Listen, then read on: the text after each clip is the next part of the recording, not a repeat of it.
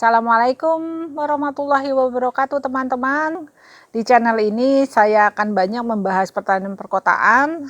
Hari ini kita hanya akan membahas tentang satu hal, yaitu lahan sempit produktif, efisien pemanfaatan air dan lingkungan hijau. Jadi kenapa adanya vertikultur itu dikarenakan hal-hal ini ya, karena memang kondisi di perkotaan itu lahan-lahan makin sempit, sulit untuk bertanam ya, sementara manusia itu membutuhkan bukan hanya daunan hijau, bukan hanya sayuran untuk dimakan, tapi juga efisiensi air, juga lingkungan hijau yang ada di sekitarnya itu kita memerlukan supaya kita tidak stres ya. Lingkungan yang hijau itu akan menjadi lebih nyaman ya, lebih enak dibanding dengan lingkungan yang semua beton, semua semen. Kalau di perkotaan kan memang kondisinya seperti itu ya. Misalnya perumahan saja. Perumahan itu benar-benar misalnya tipe 36 ya. Tipe 36 itu tanahnya hanya 60 meter persegi. Sementara orang yang punya rumah itu semua di floor semua.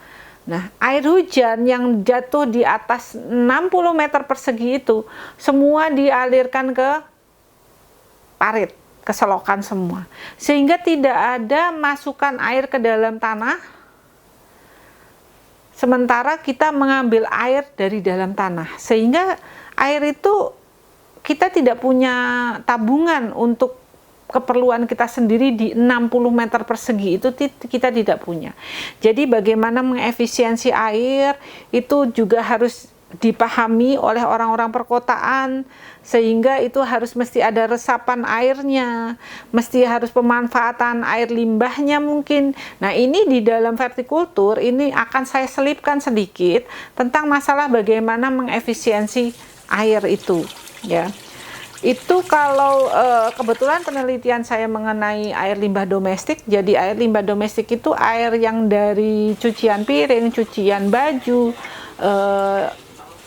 itu bisa dimanfaatkan untuk contohnya salah satunya ada hidroponik.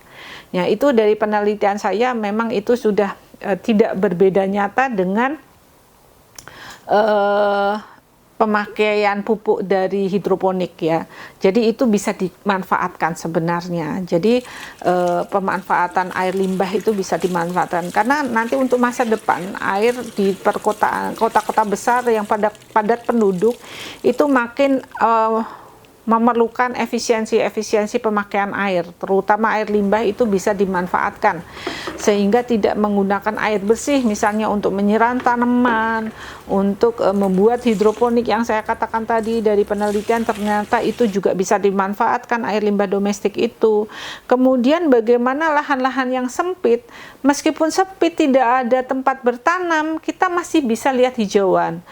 Dalam arti bisa dengan vertikultur, misalnya dengan menggantung tanaman itu, dengan membuat membuat kantong-kantong tertentu, memanfaatkan botol bekas, gelas mineral bekas itu bisa juga dimanfaatkan, meskipun ada orang bilang bahwa itu jadi kumuh ya, tapi itu mungkin bisa diakalin dengan beberapa variasi-variasi pemanfaatannya supaya itu tetap indah. Itu masih bisa dimanfaatkan. Jadi kita bisa memanfaatkan plastik-plastik yang ada, limbah-limbah itu menjadi barang yang masih bisa dimanfaatkan untuk bertanam ria ya, bertanam ria.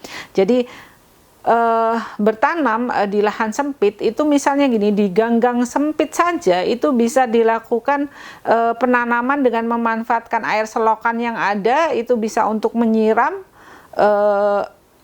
tanaman ya, atau bahkan memupuk ya, atau bahkan memupuk, bukan hanya menyiram saja, itu bisa dimanfaatkan sebagai pupuk. Salah satu contohnya adalah itu kasus di Malang itu yang itu menjadi percontohan nasional. Itu semula si perkampungan itu dia kebanjiran. Setiap kali hujan itu kebanjiran. Karena apa? Karena air hujan itu hanya mengalir ke selokan, ya. Sementara selokan sudah daya tampungnya sudah tidak muat lagi, semua di semen, tidak ada meresap ke dalam tanah, semua air lari semua, tidak ada yang meresap ke dalam tanah. Karena seperti saya jelaskan tadi, rumah-rumah dengan lahan yang misalnya tipe 36 dengan 60 meter persegi, 80 meter persegi, itu tidak dibuat resapan air, sehingga air semua dalam bentuk larian semua. Nah, larian itu akhirnya menjadi banjir karena semua rumah seperti itu, semua tidak ada lahan untuk daerah catchment area penangkapan air, jadi semua air lari sehingga itu membuat banjir. Nah, di daerah Malang itu, di perkampungan itu, dari salah satu universitas di Malang itu membuat lubang-lubang tempat tampungan air begitu yang langsung berhubungan dengan tanah, sehingga air itu masuk ke sana. Nah, itu dimanfaatkan juga untuk membuang limbah dapur. Limbah dapur juga termasuk di dalamnya di sana, sehingga itu lubang itu berfungsi untuk biopori, dalam arti untuk pembuatan pupuk, juga untuk air jangan sampai lari. Semua karunia Allah itu yang berupa air hujan itu karunia, bukan menimbulkan malapetaka. Tapi bagaimana caranya kita untuk memanfaatkan air itu supaya jangan jadi malapetaka? Salah satunya bisa dengan malapetaka dalam arti banjir tadi, ya, itu bisa dengan membuat lubang-lubang biopori yang cukup besar. Karena kalau kecil seperti hanya diameter alat untuk membuat biopori itu diameter paling 10 cm, itu kalau untuk menampung air banjirnya di Kota Malang tersebut nggak nampung, sehingga mereka membuatnya itu lebih besar, ya, sehingga itu bisa buat nimbun pupuk cukup dalam itu, ya, cukup dalam. Terus tapi ya memang air sumurnya jangan sampai, air tanah itu di sana juga cukup dalam, ya. Tapi kalau yang air tanahnya dangkal, ya jangan dalam-dalam juga, ya. Jadi itu bisa nampung air hujan,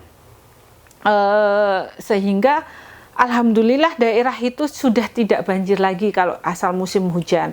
Dan nanti kalau pupuknya yang limbah dapur itu yang di dalam biopori yang besar tadi sudah matang, itu bisa dijadikan pupuk. Jadi sekarang ini perkampungannya apa saya lupa, tapi yang jelas itu akhirnya itu limbah dapur itu yang juga berfungsi sebagai penyerapan air itu akhirnya bisa dimanfaatkan untuk pupuk di perkampungan itu. Akhirnya kampungnya hijau, banjirnya hilang.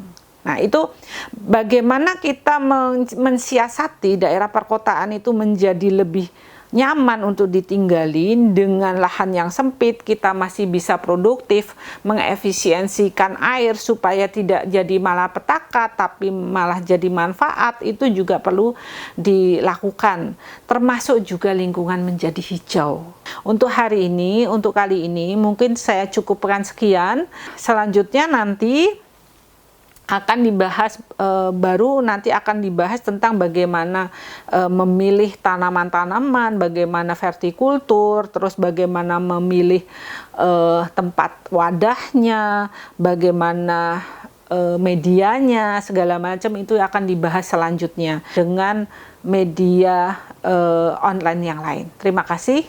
Wabillahi taufiq wal hidayah. Wassalamualaikum warahmatullahi wabarakatuh.